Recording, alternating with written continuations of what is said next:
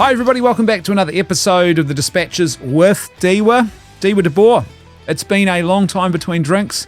Welcome back, my friend. I think both of us have been plagued, our households have been plagued by sickness, but through all of the busyness and sickness, we're finally back together. Good to have you back on the show, my friend. No, that's great to have you back and to be back as well. And I thought, Brendan, I haven't heard from Brendan in a while. And like while I was sick, I was thinking this, and then I heard you were sick as well. It's like, oh, well, that makes sense. A lot has happened since we last convened this little gathering to discuss world affairs, and we've got a lot to talk about tonight. I should let everyone know, if you are watching this at the moment, this is the free preview part of the episode, but there is a whole lot more that is available exclusively to our patrons and our subscribers. So there's a couple of places you can do that. One is you can subscribe to us on Left Foot Media on Patreon. And I should bring up the URL so people can see where that is, patreon.com/leftfootmedia. And you can become a monthly subscriber with $5 or more, and you get access to the full episode. Also, you can subscribe to us on Substack. So I have a Substack called The Dispatches. Now, what have I done there? I'm using my technology all wrong. There it is. That's what I was looking for. The counterculture.substack.com, but it is called The Dispatches Substack. So if you were to Google The Dispatches Substack or use that URL, you'll find me. And you can also support us that way as well. So here we are. It's great to be back. And Dieuwe, let's jump into the first topic of conversation tonight. And it's a huge one, or it certainly was a big one. And that is the assassination, the killing of Charlie Kirk. We're arriving to this, obviously, a couple of weeks after the fact. But I'd love to hear your thoughts about all of this. What do you remember where you were, or like when you first heard about it? How did it really strike you? Someone asked me that today. How did it hit you, and did it hit you hard when you heard about it?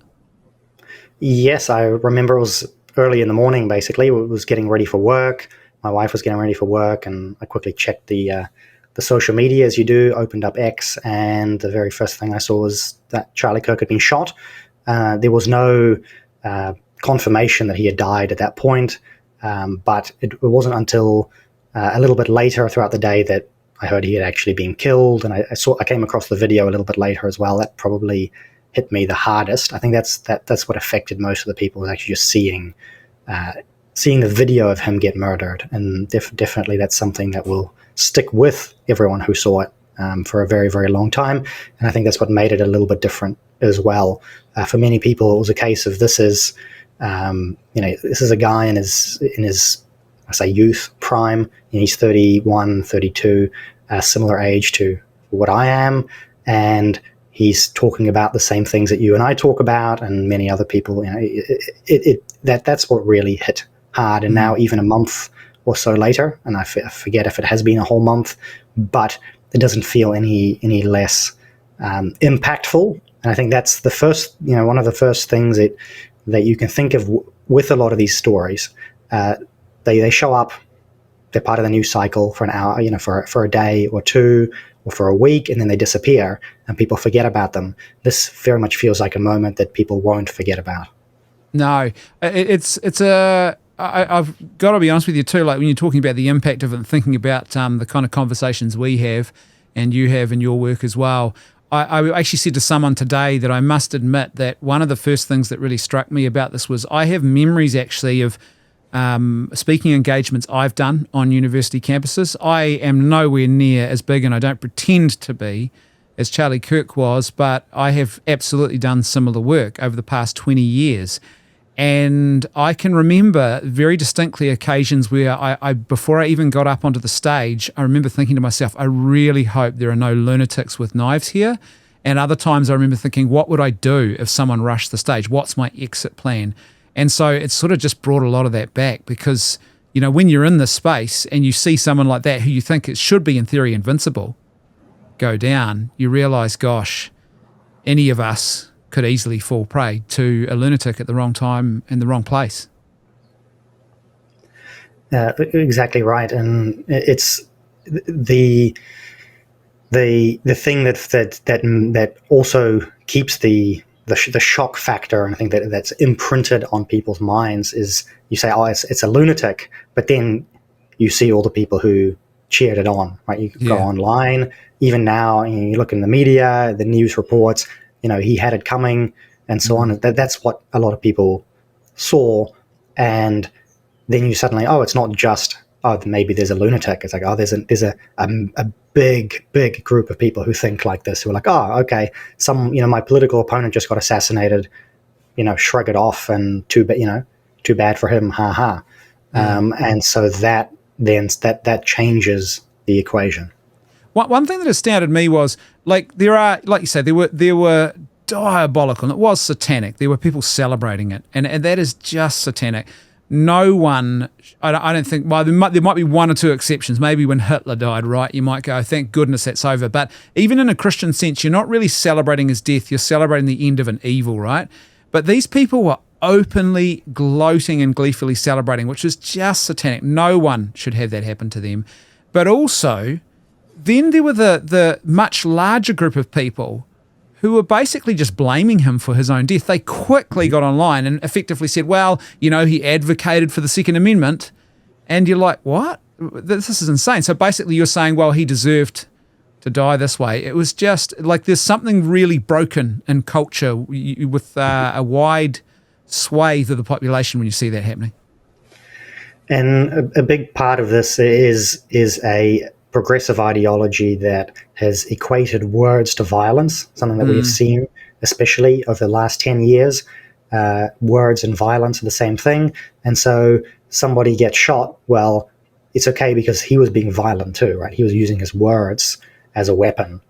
And so that, and that really breaks the ability to have political discourse, breaks the ability to have dialogue, breaks the ability to have debates. If people's words and people's beliefs can be violent, can be equated to violence, that's the end of the road in terms of being able to have a peaceful way to resolve issues. And there is a way to metaphorically describe it as violence, in the sense of it's an alternative to violence. The violence between words is a bloodless kind of way of a war of words, right? We've got a phrase for it, war of words. That's right. But as soon as you break down that the barrier between those two, and if you fight your wars with words, then they're bloodless. But if you equate, if they're completely the same thing, to an entire political ideology that's fairly, that's hard to say if it's growing at this point, but it's fairly large, then it's really, really tough to find a way back from that. We're going to talk about Candace Owens in just a second in relation to this, but I'd love to hear your thoughts. I've got some of my own, but I want to hear yours first. Do you think, as some are suggesting, this is a major historical inflection point? The shot that was heard around the world as sort of another JFK moment for a whole new generation, and therefore it's going to, radically change things as we know it. What do you think? That is difficult to answer at this point, because is this going to be something that's truly cemented? Is not something that you can know until a few years have passed, or a decade or two have passed. In the same sense that at the time, perhaps you wouldn't have known if the JFK assassination was really going to impact people that much, but it did impact a generation in particular. For me, and JFK assassination, I mean, that's ancient history. Even 9/11, people say the Charlie Kirk's assassination is this generation's 9/11. You could almost say that in the sense of I don't really remember 9/11. Anyone younger than me doesn't remember 9/11, and so. But that impacted a whole generation. So this is something that will be in the history books simply because of the political ramifications, and it will impact a generation, the scale of which has yet to be seen. Yeah, that's a good way of framing it, I think. My sense, I like what you said there too about like JFK, that was my father's JFK moment, because I remember talking to him about it. He's passed on now, but I remember talking to him about it even when I was younger, and several times he told me that he remembers where he was when they heard the news about JFK's assassination. Like, that was a big moment. I remember where I was, exactly where I was when I heard about the Twin Towers, the attack on the Twin Towers. I remember the car I was in, that I owned at the time, everything, where I was driving to. And you're right, I think there's a whole new generation now. This is their sort of big moment. But I also think that inflection points, it's not like sudden change happens like just bang out of the blue like this. I think what happens is you have to have a really solid momentum of virtue. And maybe this might start that, but like you say, you won't know until we look back in the rearview mirror, you know? We're not progressives. We don't predict the future. Do you think it'll have a bearing on the midterms? The midterms probably they come down to turnout, and turnout is a really big deal in the midterms, and motivation. And this is why often it goes against the incumbent. Right, Yeah. The midterms tend to go against the president because people aren't there to vote against the president. People aren't there to vote for the president. So you're more likely to get people who are voting against the president. And Charlie Kirk himself was a turnout machine, grassroots vote getter for Donald Trump and for the Republican ticket in particular. So him being gone is a negative, I think, in terms of him being on the ground. The question is, does his assassination motivate people more than he would have if he had still been alive and able to get out the vote during the midterms? What's more likely to impact the midterms would be, I guess, the fallout of the assassination. So people being motivated to go based on political violence and what's being done about it. And so that's I think far more likely. And if the Republicans are seen to be doing something about it, if Trump is seen to be moving against these left-wing extremist groups, domestic terror organizations, people who are calling for violence, celebrating violence, that could be a big motivator. That could make a really big difference for them. And more often than not, it's economic issues as well that affect turnout there. So there are going to be many different factors. I think usually you would bet against the incumbent in this situation, and Charlie Kirk is one of those things you're going to put in the column to say, oh, maybe the Republicans will do better than they usually do in the midterms. Yeah, I think I think it is about basics, though, isn't it? Really, at midterms, it's like, what's the cost of our power bill? Can we afford our food? All those kinds of things. People feel safe if they feel that things are economically okay. But if they don't, those are the really big motivators. One thing that is kind of interesting and could have a bearing on how things progress is I originally had, when I was preparing the notes earlier this week for tonight's episode, I had this question. I'll read it. Is this the exposing of the crazies? And then I had in brackets Candace Owens question mark, because she came out pretty quickly and she had this grand conspiracy theory about what was going on. But then, since I wrote those notes in the last 24 hours or so, she has finally produced some receipts. Now, there's still crazy stuff she's saying. For those who are wondering, I think she talked about Charlie appeared to her in a dream last night or something. I heard her say that just the last 24 hours, telling her you're on track, girl. So there's still a bit of crazy there. But there's definitely something here. Let's have a look now quickly at this is a messenger group that Charlie Kirk was part of. And I understand, if I understand the chain of custody, as they call it correctly, what happened was it was released to the FBI, to the US government, who are investigating the crime because they thought, everything might be relevant. So a whole lot of stuff was handed over by someone at Turning Point. And then from there, it's gone out and it's gone wild on the conservative grapevine. And somehow it was leaked and ended up in Candace's hands. I guess someone thought she'll be the one to expose it. So let's just have a look at this together, shall we? So it starts here with Charlie Kirk at the top. You can see saying, just lost another huge Jewish donor, $2 million a year. Man, I'd love to have even 10% of that if they're out there looking for someone else. But $2 million a year because we won't cancel Tucker. I'm thinking of inviting Candace. And then someone replied, ugh. And then Charlie shot back with, Jewish donors play into all the stereotypes. I cannot and will not be bullied like this, leaving me no choice but to leave the pro-Israel cause.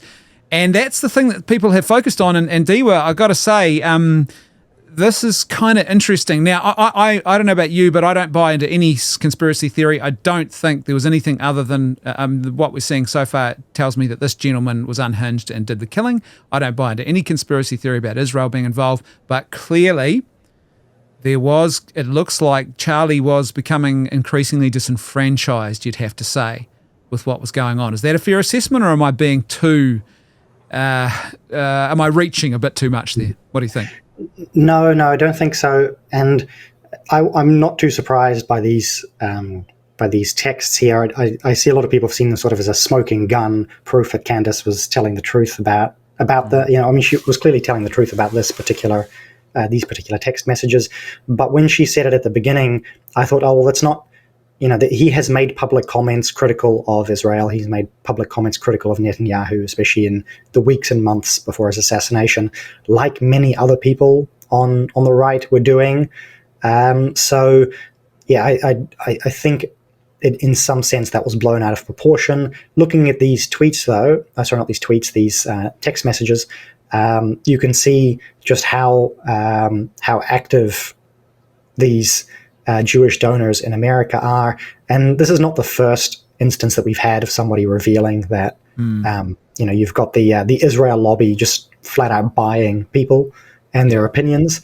And so, again, that's not surprising because we know that's what they do. But I think for a lot of people who haven't seen it put this blatantly, this is a bit of a light bulb moment to see what's going on there. And it's really as these people are acting in their group interests, and they have a loyalty to their ethnic group, they have a loyalty to their race, they have a loyalty to their people. There's nothing strange or wrong about that. But in the Anglo world in particular, over the last 150 years, kind of in-group preference has been stamped out. Pure meritocracy, global citizenship, sort of humanity first. And it's a little bit shocking to some people to see, groups of people who they thought were, had the same rejection or same values, you could say, right? People talk about Judeo-Christian values, we have the same values. Maybe it's a bit shocking to people to find out that no, not everyone has the same values as you. And actually, this is not strange. Like, this is not strange to me to see these people have, with their particular group preferences. And you can see there, obviously, they're gunning hard for Tucker Carlson and Candace Owens was always Candace Owens is difficult, as you say, because she does have nice receipts like this sometimes, and then it's back to Bridget Macron is a man, and Charlie Kirk came to me in a dream, as you say, and so on, and it's so it's a lot of people have been using this, and I said this at the beginning. I think I did a show for RCR the day after Charlie Kirk's assassination, and I said right from the get-go, you've got people who they make their income from creating content, and you've got to be more outrageous than everybody else, and you've got to keep the clicks coming. And so there is a tendency, and it's not, it can be a grift, and it's not always a grift. Like, people need to stand out, and they're always fighting for the views and the clicks. And Candace Owens is very good at what she does. I don't really like the way that she does it, but here's a good, she had the receipts on this particular issue. And I think that for hopefully for a lot of people, it's a wake-up moment. Yeah, it's kind of interesting actually, because I like what you said there. I think this is important for people to understand. Just because the Israel lobby is very powerful, that doesn't mean that their cause is automatically wrong. They are literally lobbying for their people. And you've got to view the moral question about what's going on, what is Israel doing, separately to the lobbying question. Because you can be involved in a righteous cause and lobbying people for your cause, or you could be involved in a very bad and evil cause and also lobbying people for your cause.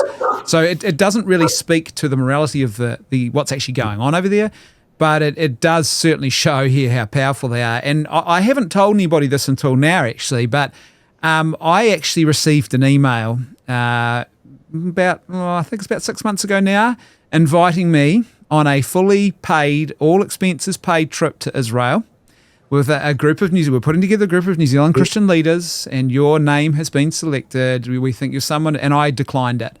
And so it's interesting. I didn't get the call. I'm just putting it out there. I should have given it to you. My friend Dieuwe will go. He would love to go. But you said before you wanted the 10%. If you wanted the 10%, you should have taken the trip.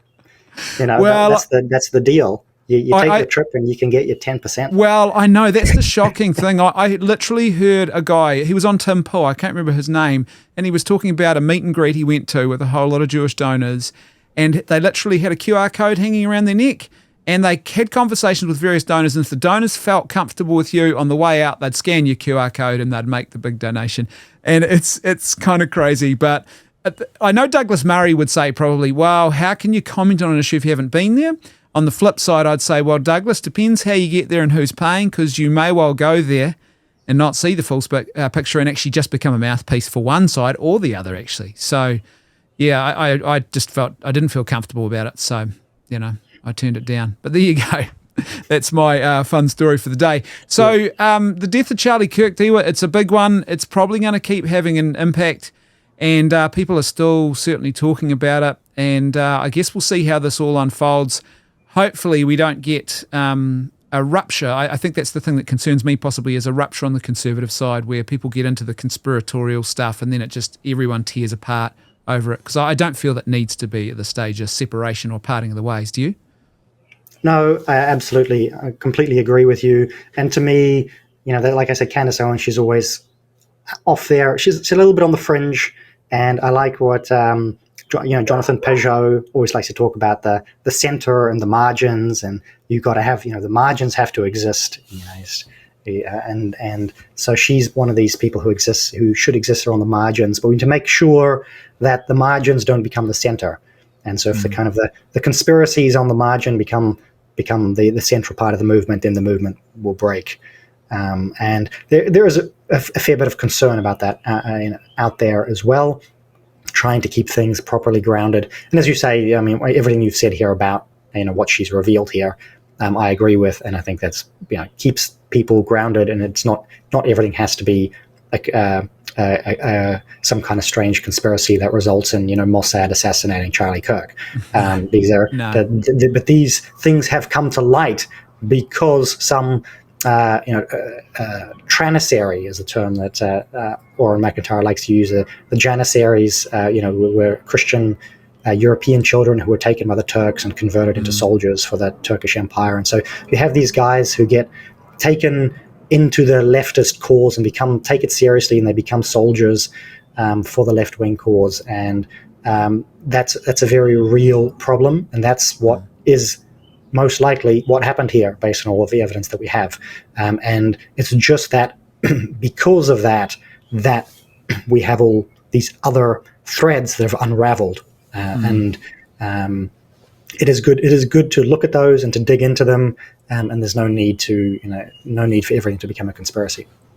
Speaking of kidnapped Turkish children, one of the positives that can happen out the other side of that is you get a great leader who fights back as a result. And I can't remember whether it was Skanderbeg or John Hunyadi, one of the great Christian crusaders against Islam in the Eastern European region. And he was kidnapped and taken as a boy, actually.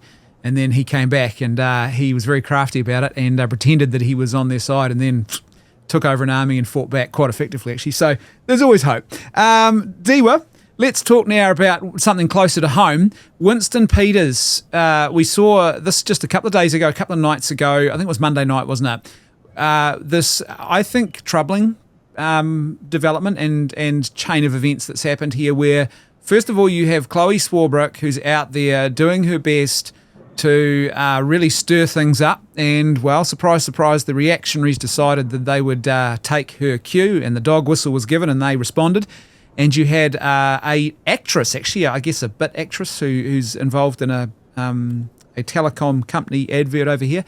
And she went outside Winston Peters' house, got on a live, I think, or posted a video where she said, "Here I am, here's the address," and just doxed it and told everyone to get down here.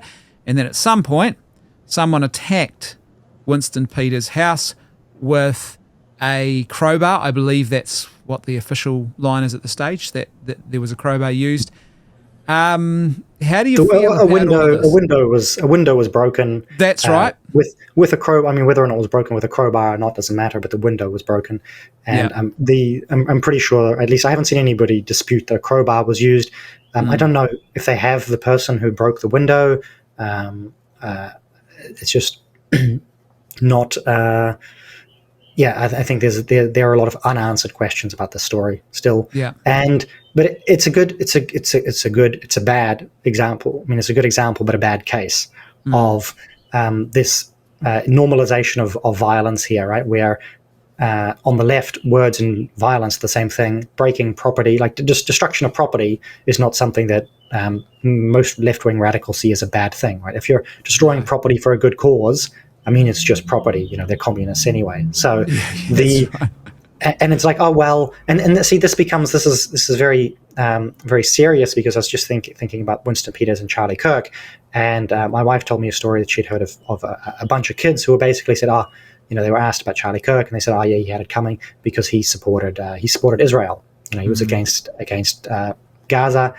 He was against the Palestinian cause. So what he died, because it's like 60,000 Palestinians who have been killed, 20 or 30,000 Palestinian children who have been killed. So if someone who supports Israel dies, or whatever, it doesn't matter, right? And this becomes the same thing of like, oh well, Winston Peters' window got broken, but it's for a good cause, because we're supporting Gaza, and there's like tens of thousands of people dying over there. What does it matter if someone bashes in Winston Peters' window? And that's the rationale that you get. And of course, it doesn't take it doesn't take much to go a bit further and to put a crowbar into Winston Peters and say, oh well, it was for a good cause because there are tens of thousands of people dying in Gaza, and so it's totally okay. And that's what this protest was about. Gaza. I mean, what's Winston Peters going to do about Gaza, right? It's all about he needs to say the right thing. Both sides. I have seen both sides of this who are livid at Winston Peters. Because he's not supporting their cause. He's not towing their line. He is running essentially a more neutral, peace-focused line where he wants a deal for both sides, and both sides. Which, by the way, I felt that was actually, I was quite impressed with that, because I was a bit worried where it was going to go. But he definitely called out Netanyahu for his excesses and immoral behaviours in the war that's been going on. But I think they were right. And I'm someone who actually has problems with how Israel have conducted themselves, but I think they were right not to recognise statehood on the back of a terrorist act. I actually think it was a very prudent line, and I was quite impressed that the government threaded that needle, I thought, quite well. The arguments that they put forward are very, very good arguments. And I had, again, for RCR, I had talked about this, recognising Palestine. Well, which Palestine are you recognising? Because it's actually a civil war in Palestine between Fatah and Gaza, Hamas, sorry. And Hamas, the fate of Gaza was sort of sealed at that 2006 election where Hamas won, and the Palestinian civil war began because Hamas insisted on war with Israel at that time, and that's gone on for 20 years now. And ultimately, if Gaza are somehow going to come back, there does need to be an end to Hamas. Like, how do you end an idea? And that's a very difficult thing to do. And if you're going to recognize Palestine, you'd be recognizing the other side, likely. Theoretically, most of the people recognize Palestine. We recognize a terrorist organization as a government. I'm assuming they're recognizing the government on the West Bank, but the government on the West Bank doesn't control Gaza, and so so these are all problems that I had said, they need to solve that. They sort of, would need to give you a reasonable answer, whichever way they go. Because it would be fine to me if you say, yes, we recognize Palestine, but we recognize the government on the West Bank. That's actually officially a peaceful government that works with Israel, and it works with their Arab neighbors and so on. And you could make an argument for recognizing them. But it's interesting to see that they have very clearly said, no, we are not recognizing the Palestinian government until Hamas is gone, basically. One thing, I agree. I think they've actually done this right.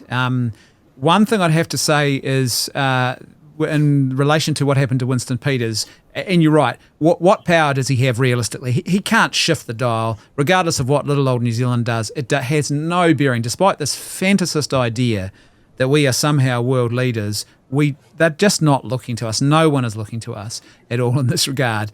But there's this strange lack of, some might say typical lack of consistency, particularly from those on the progressive side of the aisle. Chris Hipkins came out yesterday. He was interviewed about it, and they were talking about this bill, which is attempting to ban any form of protest outside members of Parliament's houses. I'm personally opposed to that bill. I think if you are peacefully protesting and you're in public, I don't believe that you should be shut down by the state. If you're committing crimes, absolutely. You're a security threat, absolutely. All those kind of typical caveats. And Chris Hipkins came out and said he's in this interview yesterday he'd be very concerned by the slippery slope and any attempt to silence public protest after just a couple of years after he voted for anti-free speech zones outside abortion clinics in New Zealand, 150 metres in any direction, and you will be, if you get caught, then you will be charged. So there's just, like, it's so weird. It's like all the wrong escalations. Do you know what I mean? Like, what he should be worried about, the actual escalation of violence, I think, in this case. That's the primary question. Well, it's a case where it would be nice to say, oh, yes, I agree with Chris Hipkins on something. But you have to realize, of course, that for him, it's not about consistency. You know, it's just about what's politically expedient. This is for my side. This is against my side. Are there, you know, they're putting this bill in place because our side is protesting. Therefore, I'm against it. And for you and me, it's that consistency, right? It's to say, no, this is a free country. You can protest outside politicians' homes if you want to. You shouldn't. I mean, I don't agree with protesting outside politicians' homes in particular, because we have Parliament. You can protest outside Parliament. Yeah, I agree. You can protest. You can protest outside their offices. You can vote them out. It can be a little bit different with other sort of. There are other positions in people who have positions in power that are not elected, where I'd be more okay with voting, with people protesting outside their homes. Would you have exceptions? Well, there was a case recently. I think, like, for me, like, I could imagine you had a really awful prime minister who was doing truly evil things with foreign policy or something. Would that create an exception in your mind or not? I would not. I would say not to protest outside the home. But to protest outside their office, or to protest at Parliament. And this is usually what people would do. I wouldn't say it should be forbidden. It would just seem like tactically, practically, it would seem counterproductive. Like, what are you hoping to achieve by protesting outside their home? You're going to achieve far more if you protest outside Parliament. I agree. Or if you go and disrupt something else, whatever. Say, if, like you say, there are plenty of great ways to protest politicians. And this is a really bad way to protest politicians. But making it illegal doesn't solve any problems. It just means that, like right now we can see, these people are despicable because they're protesting in this way, and they've gone and damaged Winston Peters' home. I think it's wrong for the government to go and change to put up legislation simply because of an event like this. We already have laws to deal with problems like this, and so I agree. Just use those laws. But we should be consistent about this, as you say, the safe area, not being allowed to protest outside abortion clinics, the disruption of the parliamentary protest by the police, and the refusal of politicians to engage with the lockdown protests outside of Parliament, and of course Christopher Hipkins' stance on that. So I don't like the direction that this is heading in, and there are these complete inconsistencies on both sides here, and it would be great to take a step back and say, hey, what are the principles that we are fighting for? Exactly. I don't want to see a future New Zealand where political enemies who just happen to walk too close to someone's home, who are not even there to protest, are suddenly finding themselves on the wrong end of a law like this, which could be easily utilised by a vicious government if they wanted to. One last question before we go behind the paywall. And I'll let you know a little sneak preview about what we're going to be talking about behind there as we carry on this episode. But is Chloe Swarbrick basically in this country, because I'll ask you, is she the worst ambassador for the cause of the people of Gaza in regards to how ordinary Kiwis think about this issue? Like, I know she's passionate, she's out there, she's doing a thing, but do you think she's helping, or is this just making it worse? Well, we could look a little bit at the poll numbers, and the Greens are polling quite well. This is something I've highlighted before. They keep losing members. They've lost like half their caucus. Their polling numbers haven't taken a hit. And so the Gaza issue is attractive to a certain kind of left-winger. And the latest poll, they've picked up votes as well, haven't they? It's probably from Labour. And obviously Winston Peters is playing this well too, because New Zealand First is picking up votes off the back of this as well. But to focus on the Greens, the Gaza issue is a global issue. It's an issue of decolonization. It's an issue of fighting back against the oppressors. And so to them, Israel is, like we are basically Israel.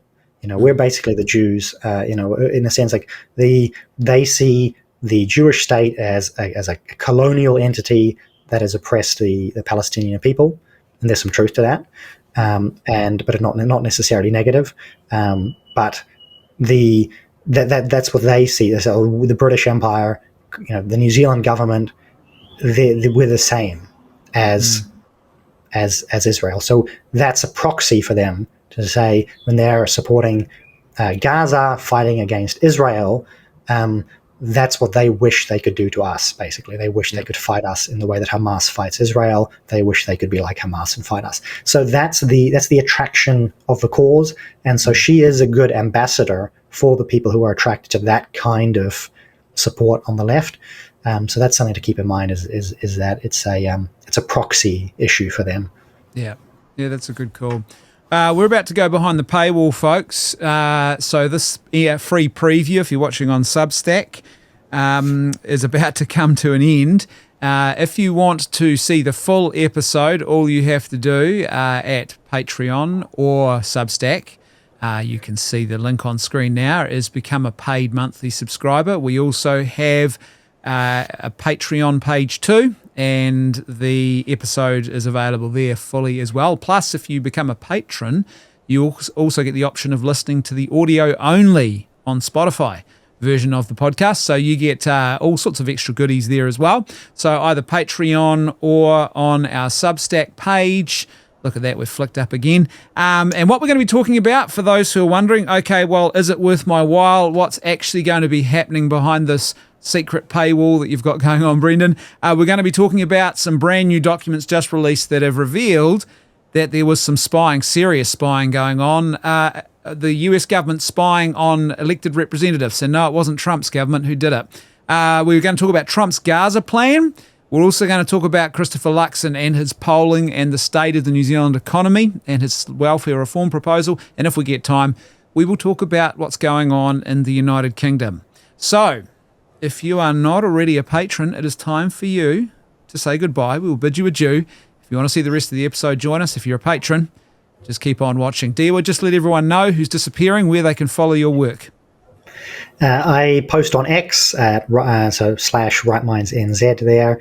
You can also find me on Telegram, and you can go to rightminds.nz for, and I haven't unfortunately updated that in a few months. I haven't been doing any writing, but I hope there's a newsletter there you can sign up to when I send my next newsletter. And I have a weekly RCR show at Reality Check Radio. That's the summary of my work at the moment. Folks, wherever you're watching this, if you're not a paid subscriber, even if you're not and you have no intention of being, it's great to have you with us for this brief period. Please like the video, give it a thumbs up. If you're not a subscriber, a free subscriber to our Substack page, please do that as well, all that kind of stuff. Otherwise, we'll see you later.